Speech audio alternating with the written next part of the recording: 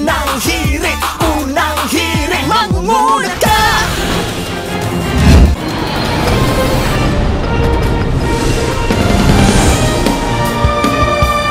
Hinagupit din ang Bagyo Agaton ay papang lugar sa Eastern Visayas. Sa munisipyo ng Mahaplag sa Leyte, binahagi ni na US Coopers Michael Bahora at Missy Retana ang kuha ng sitwasyon sa barangay Tagaytay kahapon. Sa lugar maraming puno ang nagtumbahan. Sa Sogo, Southern Leyte naman, kita sa kuha ng US Cooper na si Christine Espina ang rumaragasang baha dala ng patuloy na pag-ulan. Sinailalim pag-asa sa signal number 1 ng Leyte at Southern Leyte dahil sa masamang panahon. May hihigpit pa ba ang inyong sinturon mga kapuso dahil inaasahan na patuloy raw ang taas presyo ng asukal sa mga susunod na linggo.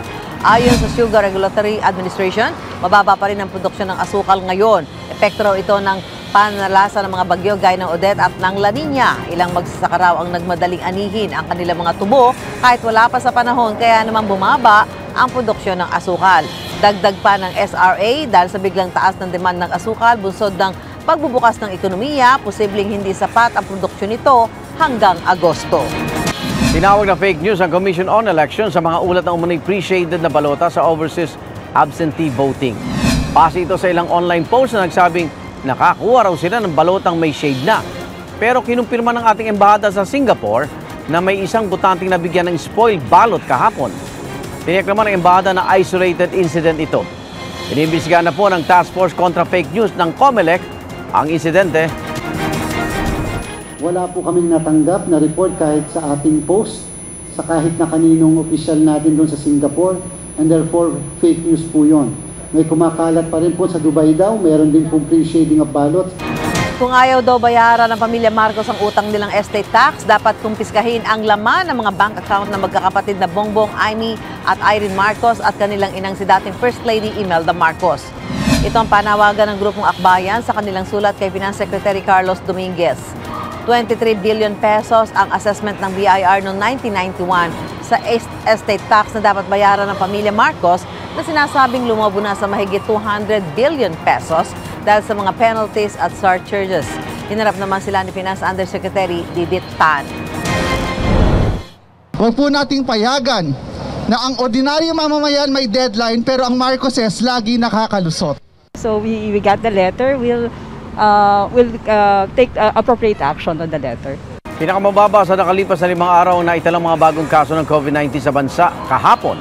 Sa datos ng Department of Health, 273 ang new cases, kaya bumaba pa sa 27,353 ang mga aktibong kaso, na pinakamababa sa mahigit 3 buwan. 1,291 naman ang nadagdag sa mga gumaling, habang 8 ang nadagdag sa nasawi. As of April 10 naman, 66,652,616 ang fully vaccinated na sa bansa. 12,477,480 sa bilang na yan ay naturukan naman ng booster. Ngayong maluwag na ang COVID-19 restrictions, kabi-kabilang aktibidad ang idinao sa ilang probinsya ngayong Semana Santa.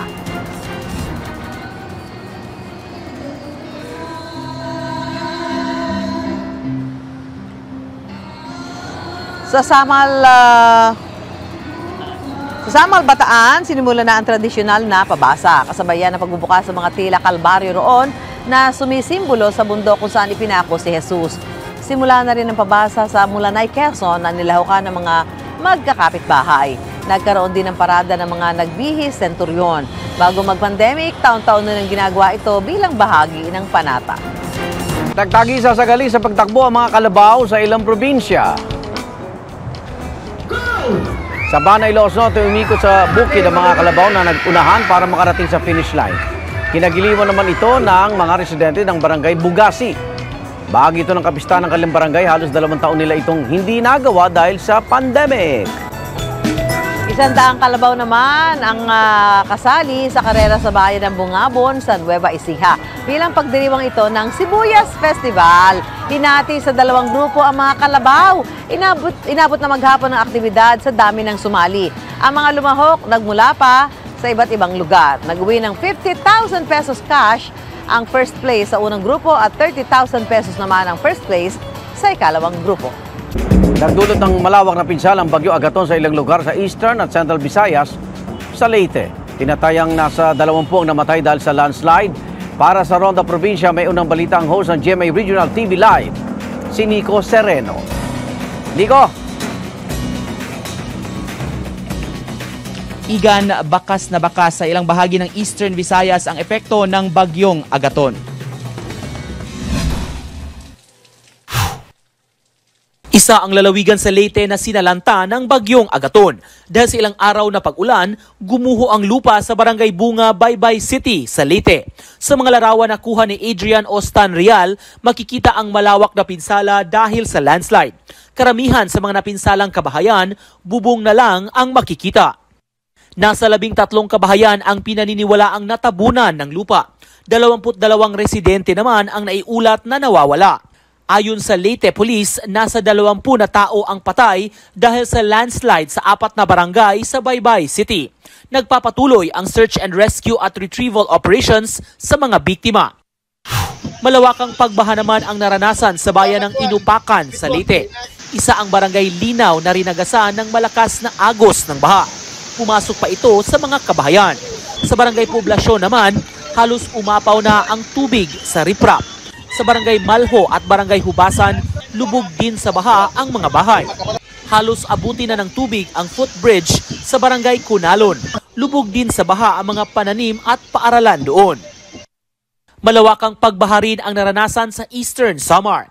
Pansamantalang isinara ang isang malaking kalsada na nag-uugnay sa ibang bayan at probinsya. Sa bayan ng Hipapad, inilikas ang mga apektadong residente. Binigyan din sila ng tulong ng lokal na pamahalaan. Binaharin ang mga barangay sa mga bayan ng Oras, Maslog, Dolores at Canavid. Nagmistulang fish pond na ang mga palayan. Problemado ngayon ang mga magsasaka sa pinsala sa kanilang mga pananim. Suspindido ang klase at pasok sa mga trabaho sa mga public at private sector sa Cebu City kasunod ng pagdedeklara ng state of calamity dahil sa masamang lagay ng panahon. We need to declare the City of Cebu as recommended by Cebu City Disaster Risk Reduction Council nga i-declare ang interior Ciudad Cebu under the state of calamity so that we can respond and utilize our resources. Naranasan din ang pagguho ng lupa sa barangay Adlaon. Patuloy ding minomonitor ng disaster team ang mga coastal barangay dahil sa posibleng pagtaas ng tubig sa dagat. Bukod sa bagyong Agaton, pinaghahandaan na rin ng City Disaster Team ang pagpasok ng pangalawang bagyo ngayong taon na papangalanang Basyang. Noong Sabado pa ipinagbawal ang paglayag ng mga ro-ro vessel papuntang Cebu dahil sa masamang panahon. Kaya panawagan ng pamunuan ng Batangas Port sa mga biyahero. Alamin po muna natin yung kalagayan po ng panahon ng ating port of destination. Huwag na lang po yung Batangas Port, yung ating pupuntahan po lugar kung hindi po siya sinasalanta ng bagyo para masiguro na talagang tuloy-tuloy yung biyahe. Tuloy naman ang biyahe ng mga biyahero na papunta sa ilang probinsya katulad ng Occidental Mindoro at Oriental Mindoro. May biyahe pa rin papuntang Masbate, Bacolod, Iloilo, Caticlan sa Aklan at Romblon. Nakaalerto ang Port Police, Coast Guard at mga tauhan ng pantalan para masiguro ang seguridad ng mga biyahero. Sisiguruhin rin na maipatutupad ang health and safety protocols. Igan, bukod sa sinuspindi kahapon ang trabaho, sinuspindi rin ang pasok dito sa Cebu Province upang maiwasan ang epekto nito sa mga mag-aaral. Yan pinakahuling balita mula dito sa Cebu. Samantala sa makapuso natin sa Central at Eastern Visayas ang tabayanan, ang GMA Regional TV Live alas 8 pagkatapos ng unang hirit. Igan. Kapusay lang namin yung panahon dyan, Nico, at hanggang kailan yung suspension ng trabaho, pati klase sa Cebu. May anunsyo na ba? Iga, na natiling makulimlim ang panahon ngayong umaga. Sa katunayan nga ay umaambon dito sa Cebu City. Hinggil naman sa suspension ng trabaho at pasok, Igan, magkaiba ang directives ng mga local government units. May extension ngayong araw sa suspension gaya sa Talisay City at Danau City. Pero dito sa Cebu City, Igan, lifted na ang suspension. Ibig sabihin, balik trabaho at balik eskwela na para sa mga mag-aaral. Igan? Maraming salamat, Nico Sereno. Ang ulat panahon ni GMA resident meteorologist Nathaniel Mangtani Cruz. Mga kapuso, dahil po sa bagyong Agaton, nakataas ngayon ng iba't ibang heavy rainfall warning sa ilang bahagi ng Visayas. Ayon sa Pag-asa, isinailalim sa orange rainfall warning ang Northern Cebu, northern portion ng Central Cebu at Eastern Samar. Yellow rainfall warning naman ang nakataas dito sa may Samar Province at dyan sa may Leyte Province. Pinag-iingat po ang mga residente dahil sa baha at landslide na pwedeng mangyari sa gitna po ng pag-ulan at yan ay dulot pa rin ng bagyong Agaton. Nakadalawang landfall na mga kapuso ang Tropical Depression Agaton. Una dyan sa may Calikuan Islands, sa may Giwan, Eastern Samar, noong linggo yan. At yung ikalawa ay dyan sa may Basay, Samar, kahapon naman yan ng hapon. Nakataas ngayon ang Tropical Cyclone Wind Signal number 1 sa may southern portion ng Masbate sa Luzon, Eastern Samar naman sa Visayas, Samar Province, Northern Samar, Biliran, Leyte, Southern Leyte, northeastern portion ng Cebu, kasama po ang Camotes Island at sa Mindanao ay dyan sa may Dinagat Islands. Namatakan ang sentro ng bagyong Agaton sa baybaying sakop ng Tacloban City sa Leyte. At samantala, patuloy nating binabantayan yung bagyong may international name na Malakas.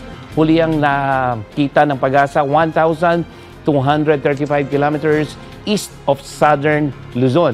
At isa pa rin itong severe tropical storm. Tuluyan namang nalusaw kahapon mga kapuso yung binabantayan nating low pressure area dyan naman po sa may Palawan. Ngayong araw, asahan pa rin mga pag-uulan sa halos buong Visayas. Mga kapuso, malalakas na ulan yung ating inaasahan. Maghapon yan mula dyan sa Central, Western at Eastern Visayas. Maging sa Mindanao, may mga pag-ulan din sa umaga. Northern Mindanao, dyan sa may Zamboanga Peninsula at sa Luzon, itong Bicol Region at Mimaropa. Pero sa hapon, mas maraming ulan sa Visayas, mas maraming lugar sa Mindanao ang may mga pag-ulan at dito sa Luzon, Northern at Central Luzon, makakaranas din ng mga thunderstorm. Yan ang latest mula sa GMA Weather. Ako po si Nathaniel Cruz, magplano para sigurado. Ito ang GMA Weather, serbisyong totoo ng GMA News.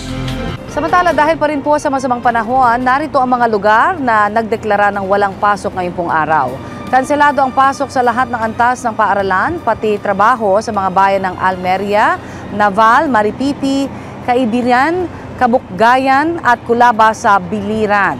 Wala rin pong pasok ang lahat ng antas ng paaralan sa Maasin, Southern Leyte. Suspendido rin po ang klase mula kindergarten at senior high school sa Ormoc City. Patuloy na tumutok para sa update sa mga walang pasok ngayong pong araw. Hindi siksikan ng mga pasahero sa Araneta City Bus Terminal pero ang ilang nagmaaga sa biyahe hindi nakasakay agad dahil wala pang bus. At may unang balita live si Bamalek. Bam, good morning. Evan, good morning. Martes Santo, hindi pa gaano dagsa yung mga pasahero dito sa Araneta City Bus Terminal pero may ilang pinili na yung pagkakataon ngayon para sa mas maaliwalas na biyahe. Nagsisimula na rin sumigla ang mga provincial bus station matapos maibalik sa EDSA. Gayunman, hindi pa talagang dagsa mga pasahero ngayong Holy Tuesday. Ganito rin ang sitwasyon sa Araneta City Bus Terminal. Di man tulad dati na dito halos kumukuha ng pasahero ang mga provincial bus, pati ang mga biyaheng Bicol, meron pa rin mga biyaheng probinsya na dito pa rin nakagarahe. Karamihan, mga biyaheng norte na tulad ng Pampanga at Tarlac. Kabilang na rito si Vina Garbanzos na ngayon babiyahe kasama ang mga anak. Ngayon nila pinili mag-commute pauwi ng Tarlac City dahil wala gaanong tao at maaliwalas ang biyahe. Hanggang Pasko ng pagkabuhay na sila roon. Trabaho naman ang lakad ni Jerry Espinosa. Ngayon siya pinabiyahe ng kumpanya niya para makapag-maintenance work sa isang planta roon ngayong Holy Week. Medyo naiinip nga lang siya dahil maaga siya nagpunta rito sa terminal. Wala pa gaanong masakyan. Pakinggan natin yung pahayag ng mga nakausap nating pasahero. Para hindi ho traffic. Kasi mahirap po kasi pag puro traffic na schedule lang po kasi yun pagka yung mga ganitong week na hindi gaanong nakakapag-production. Kaya ito lang yung araw na... Kanina pa po kami rito, last 3:13 dito na po kami. Kaya lang wala talagang masakyan pambus. Mas mahirap po ngayon bumiyahe dahil unang-una may mga inaano pa na katulad ng ID, ganun sa yung sa eye vaccine. Ganon, may hinahanap pa minsan, kaya medyo mahirap.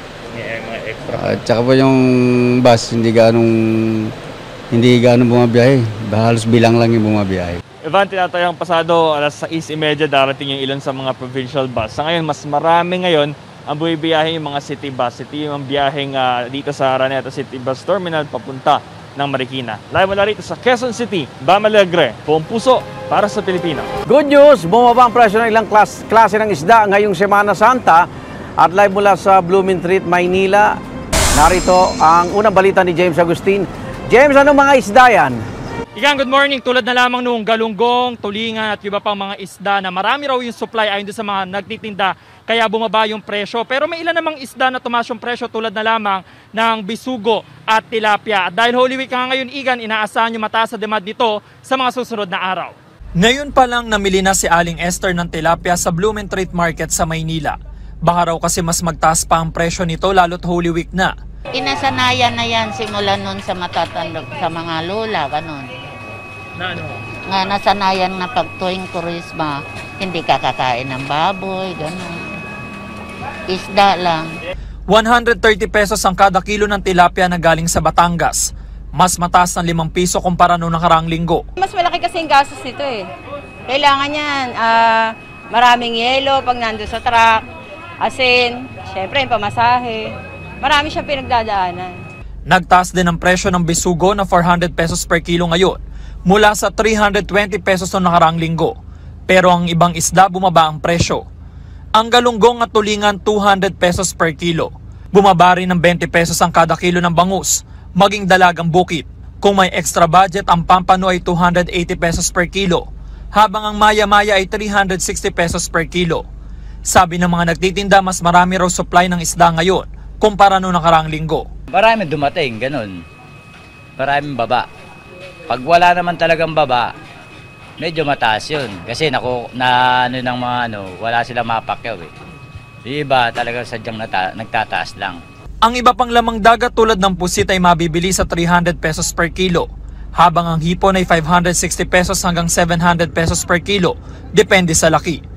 Posible raw tumaas pa ang presyo nito sa mga susunod na araw. Tataas pa kasi konti na lang nakakuha ng flash daan dyan sa Agun. Samantala, Igan, hindi pa naman masabi ng mga nagtitinda ng isda kung magkano yung itataas niyan sa posible sa mga susunod na araw. Pero ang tiyak daw ay nakadepende yan doon sa mga supplier nila at inaasahan nga nila na mas marami mga mamimili, lalo na bukas, Miyerkules Santo at sa Huwebes Santo. Yan muna unang balita mula rito sa Blooming Treat Market sa Maynila. Ako po si James Agustin, buong puso para sa Pilipino. Muli pong isinagawa sa ilang simbahan sa Metro Manila ang tradisyonal na pabasa ngayon pong Semana Santa. Iisa ang hiling ng mga namamanata matapos na sana ang pandemya. Narito ang unang balita ni May Bermudez at James Agustin.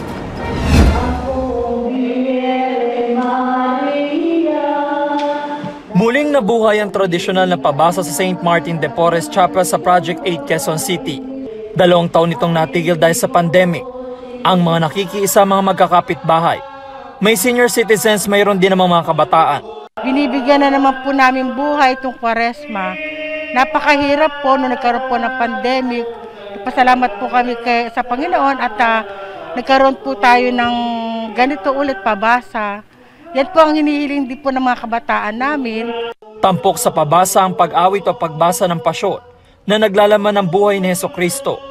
Sa chapel na ito, mahigit 4 na dekada na raw nilang panata ang pabasa tuwing panahon ng Kwaresma.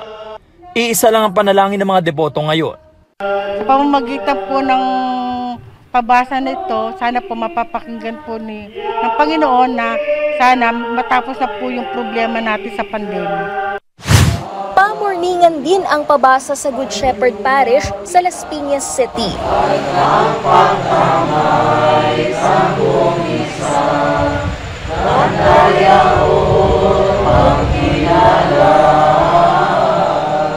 Doon sa pasyon, binabasa natin yung kanyang mga pinagdaanan mula nung siya'y hulihin hanggang sa mula nung magkaroon ng yung Last Supper hanggang doon sa siya'y ipinako. Ako po uminom ako ng kape bago ako pumunta dito para masigurado na hanggang madaling araw gising na gising. Sinigurado ko rin na may kopya na ako nung libro. Mahaba ang gabi.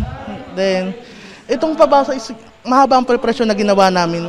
Ilang buwan bago mabuo kasi hindi natin sure yung panahon nung nakarang buwan na panay lockdown or pabago-bago ng alert level. Ayon kay Father Wilmer Cacao ng Good Shepherd Parish, mga deboto mismo ang lumapit sa kanilang simbahan para makiusap na ibalik ang tradisyon na ito ngayong Semana Santa. May iba pang Lenten activity gaya ng Stations of the Cross at prosesyon ang gagawin ng simbahan ngayong Semana Santa. dapat ang ating tatandaan ay merong isang Diyos na namatay sa ating lahat para lamang tayo ay mailigtas. Na inalay niya ang kanyang buhay para magkaroon tayo ng dignidad at buhay. Magkaroon tayo ng pag-asa at kalakasan. Yan ang unang balita. May Bermudez. James Agustin, buong puso para sa Pilipino. Marami pong naghahabol sa pagproseso ng mga dokumento sa Department of Foreign Affairs bago magsara ang kanilang mga tanggapan ngayong Holy Week. May unang balita live si May Bermudez. May. Ivan, tunay ngang ibang uri ng sakripisyo ngayong Semana Santa ang ginagawa ng ating mga kababayang paalis ng bansa. Paano kasi dito na sa DFA Consular Office dito sa Macapagal Boulevard natulog yung iba para kumuha ng sertifikasyon para sa kanilang dokumento paalis ng bansa. Matyaga silang pumila para sa sertifikasyon ng kanilang mga dokumento o apostil. Kailangan nila yan para makapagtrabaho sa ibang bansa. May mga DFA satellite mall sites sa Metro Manila at iba pang bahagi ng bansa pero limitado lamang ang kanilang kapasidad kaya maraming mga paalis na OFW yung dito pumila. Marami sa mga nandito humahabol dahil sarado ang opisina sa Huwebes at Biyernes Santo. May mga nakausap tayo na mapapasuna yung medical at itong proseso na lang yung hinihintay para sila ay makaalis. Sana po ma'am, marami naman po branches sa DFA. Katulad ko, may branches sa DFA Lipa. Sana man po, ina-allowed nila na mag-release din po sila doon ng apostle. Pangit po ng sistema dito sa atin. Dapat po kasama kasama namin aming pamilya. Nandito po kami nakapila. Yun po. Sabi ko nga po kahapon, hindi po maganda yung palakad nila. Kasi nakikita po nila dito kami lahat pero wala lang po. Ivad, sa ngayon, ito yung sitwasyon dito sa DFA Consular Office dito sa Macapagal Boulevard. At makikita natin na nakapila pa rin yung mga paalis nating mga kababayan, mahaba pa rin yung pila. Sa ngayon ay iniintay nila na bigyan sila ng numero ng mga tauhan ng DFA para makapasok at ma-accommodate dito sa kanilang consular office. Mga alas 7 ng umaga, inaasaha nga magbibigay nga o magpapamahagi ng numero. At simula naman kahapon para sa mga kukuha ng apostille and authenticated documents sa DFA Asiana ay ire-release na po sa Double Dragon sa DD Meridian Park sa Pasay City. Yan ang unang balita mula rito sa Pasay City. May Bermudez, buong puso para sa Pilipino. Iga nagreklamo sa mga otoridad ang ilang nabiktima raw ng online recruitment scam. Ay sa mga biktima, naengganyo sila sa pangakong magandang trabaho sa abroad. Lagi una ka sa balita ni Bam Alegre, exclusive.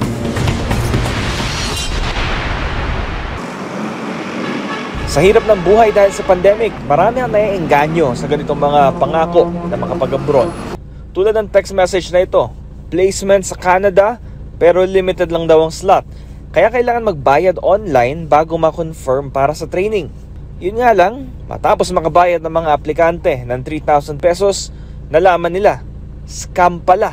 Pagdating ng araw ng training, tama ang venue.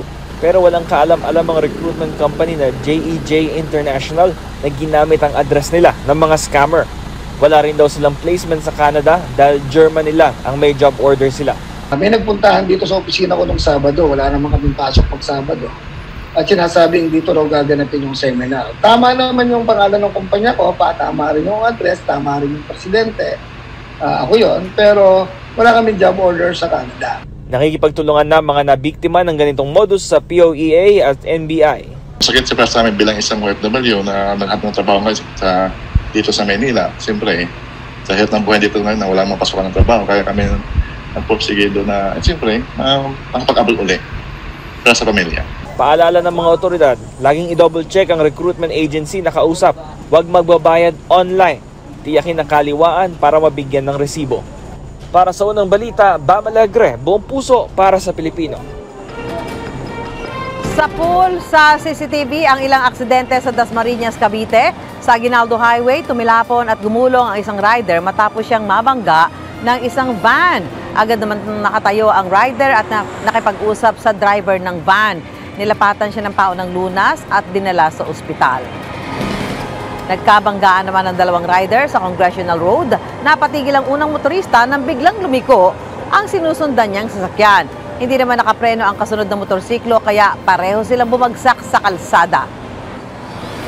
Sa Dano intersection naman, biglang umandar ang isang SUV habang nakatigil ang mga motorista. Nabangga ang nasa harap na kotse at tinamaan naman ng kotse ang isang rider. Sinubukan tumayo ng rider pero bumagsak siya ulit. Dinala ang rider sa ospital. Mga kapuso, nandito pa rin po tayo ngayon sa Parañaque Integrated Terminal Exchange kung saan kabaligtaran po sa inaasahang sitwasyon ang nangyayari po at nakikita natin sa ngayon. No? Kung mapapansin niyo po rito ay medyo matumal. Hindi naman gaanong marami yung mga pasahero na nagsisidatingan dito sa kinaroroonan ko sa Gate 4, pero kanina nag-ikot din kami yung iba't ibang mga gates at maging dun sa entrance na inaasahan natin marami, tuloy-tuloy yung mga dating ng mga pasahero, hindi rin naman ganon marami ang mga dumarating na mga pasahero. So matumal sa ngayon ang dating nila. Isa sa mga pangunahing dahilan daw dito ay dahil sa bagyo. Yung mga tatawid halimbawa ng Marinduque at Romblon, nagdadalawang isip dahil may bagyo. Gayon din yung papuntang Lucena, Quezon, hindi rin punuan. Pero wala namang nakakanselang mga biyahe so far. Katunayan kanina 6:30 AM ay umalis na po yung biyaheng pa Quezon. Wala ring delay sa dating ng mga bus kaya minabuti ng mga nakausap nating agahan ng dumating dito sa PITX. Yung iba, kagabi pa naririto kahit na maaga ngayon ang kanilang biyahe, habang yung iba naman kahit mamayang gabi pa yung biyahe, narito na po ngayong umaga pa lang. Komportable naman po ang sitwasyon dito dahil maraming mauupuan, may kainan at may aircon pa. Karamihan daw na nag-uwian na nitong weekend at kaya medyo marami talaga yung mga dumating nagdagsaan ng weekend. Pero yung mga hahabol naman sa probinsya ay inaasahang bukas pa daragsa dahil yung iba sa kanila o karamihan sa kanila ay may trabaho pa. Panay ang paalala ng mga otoridad dito na ingatan ng kanilang mga gamit. So far, ang mas maraming mga pasahero yung mga city buses. Gayunman, may mga naka-standby namang mga bus sakaling biglang magdagsaan pa rin yung mga pasahero. Permit lang ng LTFRB ang hihintayin para pahintulutan ng mga extra bus na ito na makabiyahe. Hindi po required ang vaccination card, pero ina-advise na rin po na dalhin kasi may mga iba pong mga destinations na biglang naghahanap ng mga vaccination cards po na ito. So, ingat lang po mga kapuso. Sa ngayon, ganito pa rin po, matumal pero maayos po. Very efficient po ang sitwasyon ngayon dito sa PITX. Samantala mga kapuso, tuloy-tuloy din po ang pabasa sa Quiapo Church mula pa kahapon. Kaya naman nagsasalita na yung mga grupo at tuwang-tuwa sila sa sitwasyon na ito na naibalik na muli ang pabasa. May live report mula sa may unang balita si Darlene Kai mula sa Quiapo Church. Good morning, Mariz. Ika-16 na oras na ng tuloy-tuloy na pabasa dito sa Quiapo Church. Masaya raw yung mga deboto dahil tuloy na uli yung panata nila matapos ang 2 taon. Mayroong isa sa kanyang mga kaibigan. Magandang musika ito para sa mga Katolikong mananampalataya. Ito kasi ang unang pabasa mula ng magkapandemya. Kaya si Neil Tayo masaya dahil tuloy na ang taunang panata ng pagbasa niya ng Pasyon. Nung dumaan yung pandemic, medyo nakakalungkot kasi medyo hindi siya natuloy. Kasi bawal yung mga gatherings na ganito. Pero ngayon at least kahit pa paano natuloy naman siya. Inihanda na rin ni Gladys Reyes ang sarili para sa puyatan. Mahalaga raw kasing makasama siya rito para makapagdasal. Sana maging okay na, bumalik na ulit sa lahat. Tapos yung kaligtasan namin, gano'n. Yun naman lagi namin hinihiling sa kanya. Dito sa Quiapo Church, sa Plaza Miranda ginagawa ang pabasa. Tuloy-tuloy ang pabasa 24 oras mula alas 3 ng hapon kahapon at magtatagal hanggang sa Miyerkules Santo alas 3 ng hapon. Ang sistema, oras-oras ay may magpapalitang mga church group, ministry o yung mga balangay na magpapabasa. Ilagay po natin sa Plaza Miranda para lahat po ng dumadaan or mapupunta po rito, makikita po nila at mapaalala po yung pagpapakasakit, pagkamatay ng ating Pong Jesus Nazareno. Pero mahalaga pa rin daw ang pagsunod sa health protocols. Dapat nakasuot pa rin ng face mask ang mga sasali sa pabasa. Tuloy-tuloy lang din ang mga regular na misa sa Quiapo Church. Mariz, katulad ng nakikita nyo, tuloy-tuloy lang yung pabasa dito sa labas ng Quiapo Church. Sinadya raw talaga na dito mismo sa tabi ng entrance nakapwesto itong tent para makikita at madadaanan ng lahat ng deboto. Gayunman, tuloy pa rin ang hourly mass mula alas 5 ng umaga kanina. Sa katunayan ngayon, merong kasabay na misa kaya yung karamihan ng mga deboto ay nandoon sa loob ng simbahan. Hindi naman aantala yung mga misa kahit tuloy-tuloy yung pabasa 24 oras. At pinaghahandaan na rin ng pamunuan ng Quiapo Church, ng LGU at ng kapulisan yung paglalabas sa imahen ng Poong Nazareno sa madaling araw ng Biyernes Santo. Yan ang unang balita dito sa Quiapo. Ako po si Darlene Cay. Buong puso para sa Pilipino. Ang ulat panahon ni GMA resident meteorologist Nathaniel Mangtani Cruz. Mga kapuso, malaki po yung pasasalamat natin na hindi tayo direktang masasalanta ng bagyong may international name na malakas yan po inasalbas pa ng PAR. Kung titingnan natin kasi, yung rainfall forecast po ito, yung nakikita nyo iba't ibang kulay, rainfall yan ng Metro Weather, napakalawak ng sirkulasyon nitong bagyong nasa Pacific Ocean, ito yung Pilipinas. At kung kukunin natin yung sirkulasyon na yan, makikita nyo mga kapuso, halos matakpan yung ating bansa nung ulan na daladala nitong bagyong si Malakas. Sa ngayon, bahagyang bumaba yung posibilidad na pumasok ng PAR ang bagyong may international name na Malakas, pero ganun pa rin mga kapuso, dahil sa laki ng kanyang sirkulasyon, hihigupin niya itong papahinang bagyong Agaton papunta sa kanyang sirkulasyon at ultimately mawawala na si Agaton habang papalayo naman yung bagyong si Malakas. At dahil naman sa bagyong Agaton, isinailalim sa orange rainfall warning ang Northern Cebu, northern portion ng Central Cebu at maging itong Eastern Samar. Yellow rainfall warning naman ang nakataas dyan sa mga probinsya ng Samar at Leyte. Pinag-iingat po ang mga residente mula sa banta ng baha at landslide sa gitna ng pag-uulang dulot ng bagyong Agaton. Nakataas naman ang rainfall advisory dito sa Metro Manila, maging sa Calabarzon o Cavite, Laguna, Batangas, Rizal at Quezon. Asahan po yung malalakas na ulan hanggang alas 8 ngayong umaga. Yan ang latest mula sa GMA Weather. Ako po si Nathaniel Cruz, magplano para sigurado. Ito ang GMA Weather, serbisyong totoo ng GMA News. Narindigan muli si Senador Manny Pacquiao na hindi siya atras sa kandidatura at si House Deputy Speaker Lito Atienza pa rin ang kanyang katandem. Iminungkahi noon ni Atienza na umatas na lang sila ni Senador Ping Lacson para magbigay daan sa Pacquiao-Soto tandem na pantapat sa Marcos Duterte tandem. Samantala sa Dipolog City, nanuyo kahapon si Pacquiao. Nag-courtesy call siya kay Mayor Daryl Uy at tumarap sa mga taga-suporta at media. Ipinagmalaki ni Pacquiao ang kanyang kampanya laban sa korupsyon, mga programa sa pabahay at pagtulong sa mahihirap. Nag-courtesy call din siya kay Governor Roberto Uy sa provincial capital ng Zamboanga del Norte, nag-motorcade at dumalo sa People's Assembly. Dito niya inilatag ang kanyang mga plataforma. Hindi niya kasama si Atienza. Pero sinabi ni Atienza, tuloy pa rin siya sa pagtakbong vice-presidente. Walang aktibidad kahapon si dating Senador Bongbong Marcos pero ay sa kanyang kampo, nakipagpulong siya sa 16 na gobernador sa kanyang headquarters sa Mandaluyong. Sa isang news release, sinabing nagpahayag daw ng suporta kay Marcos sa mga gobernador. Pinag-aandaan din daw ng kampo ni Marcos ang relief operations para sa mga apektado ng Bagyo Agaton sakaling payagan ng Commission on Elections. Wala ring pampubliko aktibidad ng kanyang running mate na si Mayor Sara Duterte. Sa kanyang Facebook program, tinalakay niya ang ilang programa sa Davao City at nagpaalala rin siya sa kanyang mga taga-suporta na mag-ingat pa rin sa COVID-19.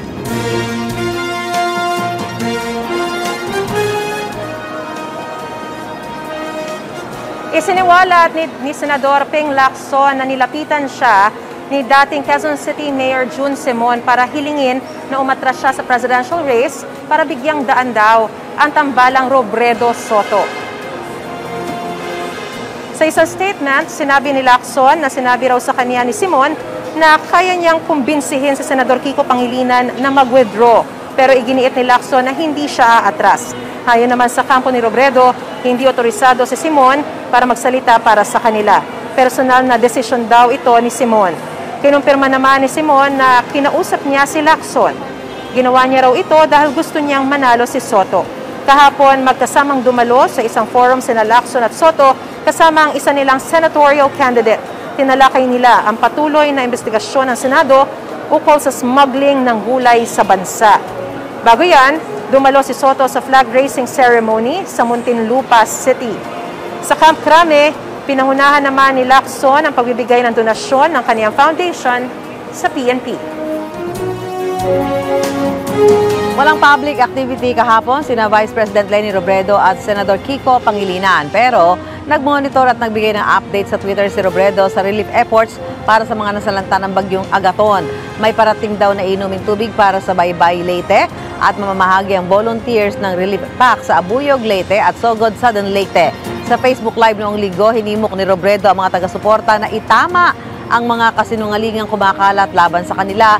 Tungkol naman sa isang umanong pribadong video online, sabi ng kanyang tagapagsalita na malisyoso at gawa-gawa lang ito. Nireport na nila ito sa iba't ibang platform para maialis. Pinag-aaralan na rin daw ng kanilang mga abogado ang mga aksyong legal. Lumipat naman ang pagsuporta kay Robredo ang Zamboanga chapter ng IM Pilipinas o Ikaw Muna Pilipinas. Ito ang grupong binuo noon para suportahan ang kandidatura ni Mayor Isko Moreno. Pero si Davao City Mayor Sara Duterte ang isinusulong na bise ng grupo. Kinukuha pa ng GMA News ang reaksyon dito ni Pangilinan. Sa panayam naman sa Radyo 5, pinabulaanan ni Pangilinan ang sinasabi ng ilan na wala raw siyang ginawa bilang food security czar noong Administrasyong Aquino at ngayong senador siya. Walang pampubliko aktibidad si Manila Mayor Isko Moreno pero nung linggo ginanap ang kanyang Isigaw Mo Isko event. Para kay Moreno, may tuturing na family day para sa volunteers ang event pagkatapos ng 2 taong pandemic. Sa kanyang talumpati, nikayat niya ang kanyang mga taga-suporta na kumbisihin ang kanilang kaanak at mga kakilala na suportahan siya. Bigyan din niya na kailangan ng sambayan ng Pilipino ng isang gobyerno magbibigay solusyon sa kanilang pangangailangan. Git niya sa mga taga-suporta, tuloy pa rin ang laban. Kasunod yan ang paglipat ng Zamboanga chapter ng IM Pilipinas o Ikaw Muna Pilipinas sa kampo ni Vice President Leni Robredo. Sabi naman ng chairman ng Partido ng Aksyon Demokratiko na si Ernest Ramel, hindi naman daw naramdaman ni Moreno ang suporta ng grupo. Wala sa event ang kanyang running mate na si Dr. Willie Ong.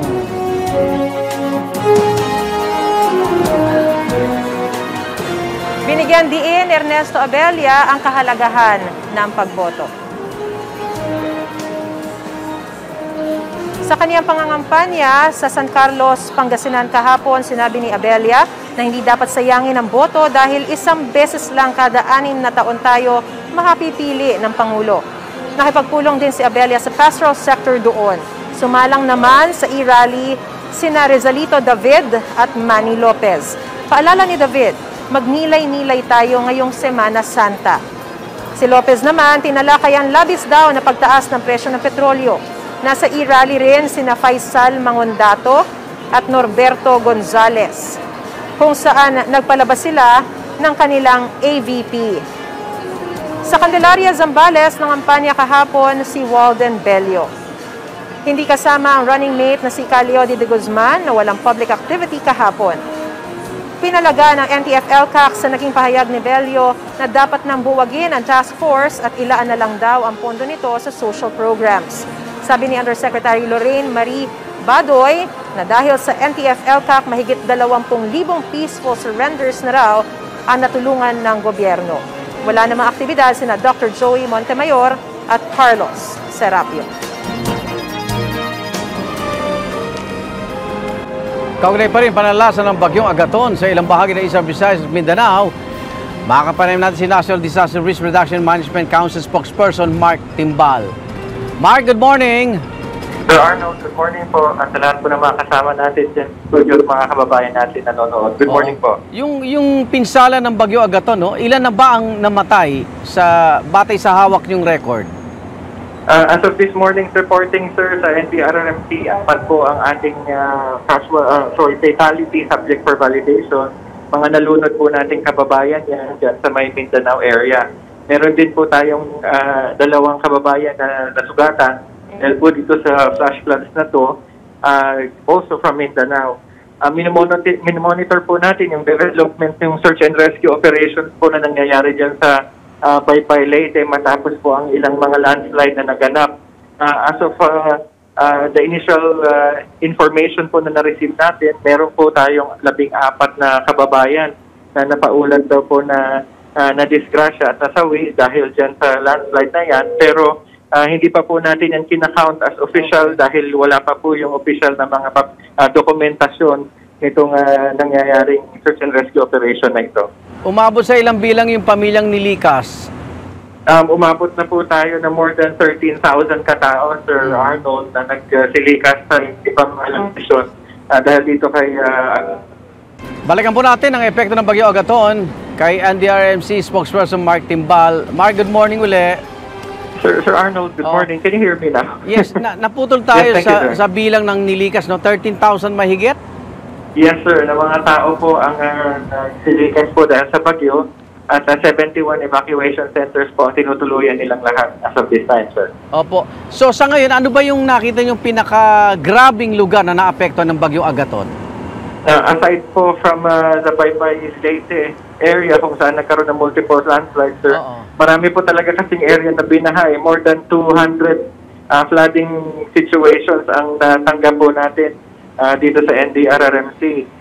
Although at this time po may mga humupa ng mga pagbaha, we're thinking... Hello? Yes, Mark, go ahead. Yes, sir. We're thinking po na baka lumupa na po itong mga pagbaha na to at paglipas po ng sama ng panahon, baka makapag-uwian na rin po yung mga kababayan natin.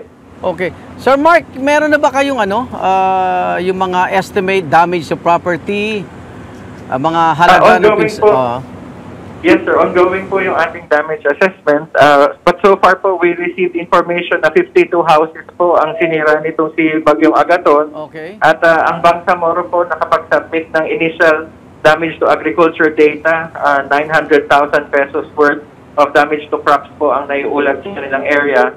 Mukhang madadagdagan pa po ito dahil yung ibang regions po ay nagsasubmit pa lang po ng ating damage assessment today. Okay. Kamustahin ko lang evacuation sites, meron bang mga nakauwi na at ilan yung mga nanatili pa rin? So far, sir, inaantay pa po natin yung datos niyan kasi under signal number 1 pa yung maraming area dito sa Eastern Visayas. Hindi po natin pa pinapayagan magsimbihan yung mga kababayan natin hanggat andyan pa po yung sama ng panahon. May pangangailangan ba't nakamonitor ang Kapuso Foundation, Sir Mark? Yes, sir. Bali, tuloy po yung assistance na pinoprovide ng LGU. Dito po sa national and regional level po, nakakasado po ang ating augmentation supplies in case na kailanganin ng LGU. Usual po ang kinakailangan po dyan, pagkain, inuming tubig, hygiene kits, and the usual health items po against COVID-19. At ito naman po ay pinaprovide po natin. Doon po sa gustong mga tumulong, pakipag-ugnayan po kayo sa mga LGUs para organisado po ang paghatid ng ating mga tulong sa ating mga kababayan. Huwag po tayong dumiretso doon sa community at baka po magkaroon po ng problema at ma-expose din po sa sakit yung ating mga kasamahan. Maraming salamat, NDRMC spokesperson Mark Timbal. Ingat po! Good morning po. Samantala, kinatigan ng Supreme Court Special 3rd Division ang inihaing motion for reconsideration ni dating First Gentleman Mike Arroyo. Kaugnayan ang mga kasong grab na may kinalaman daw sa pagbili ng Philippine National Police ng 2 second-hand helicopter nitong taong 2009 na dati umanong pagmamay-ari ni Arroyo. Sa 19 na pahay ng resolusyon ng SC, inutusan nito ang Sandigan Bayan na alisin si Arroyo sa inihaing information sa criminal case at iba pang stage ng proceedings. Sabi pa ng Korte Suprema, nagkaroon ng grave abuse of discretion ang Ombudsman at Sandigan Bayan sa pagsasabing may probable cause para ihabla si Arroyo pagbaliktad ito sa naunang desisyon ng Korte Suprema noong 2020 na sumang-ayon naman sa resolusyon ng Ombudsman. Kinukunan pa namin ng pahayag si Arroyo. Nakinig na naman ng mga crash landing on new stars na sina Hyun Bin at Sonia Jin ang kanilang mga fans.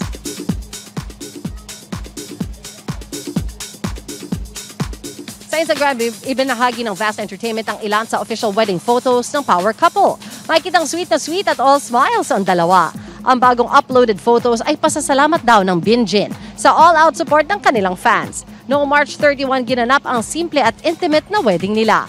Noong 2019 nang sila ay magtambal bilang sina Captain Rhee at Yoon Se-ri na naging daan para sa kanilang real-life romance. Samantala, may bagong batch of winners na ang Kapuso Bigay Premyo Panalo Season 3. At eto na po sila, mag-uuwi ng 100,000 pesos sina Reza Mejia, Mark Anthony Ravalo, Merlinda Balihon at Roselita Bacoro. Panalo din sa ikalawang linggo ng draw sina Shelo Eufemanio, Will G. Erit, Joy Cabaluna at Clarice Lansangan. Gayon din sina Elena Novicio, John Lloyd Sena, Manuela Martizano at JV Poha. Paalala lang mga kapuso, mag-ingat po sa mga peking impormasyon online at text scams na nagsasabing nanalo kayo dahil mismong GMA po ang tatawag o magte-text sa mga nanalo. Para sa ibang kapuso na gusto ring manalo ng cash o house and lot sa Grand Draw, pwede pa kayo magpadala ng inyong entries hanggang May 6. Ang kailangan lang gawin, bumili ng isa sa mga participating brands. Magpadala at maghintay kung panalo ka. Para sa iba pang impormasyon, tumutok lang po sa GMA at GTV o di kaya ibisitahin ang official Facebook page ng GMA Promos. Igan, mauna ka sa mga balita. Panoorin ang unang balita sa unang hirit at iba pang award-winning newscast sa youtube.com/GMA News. I-click lang ang subscribe button. At sa mga kapuso abroad, maaari kaming masubaybayan sa GMA Pinoy TV at www.gmanews.tv.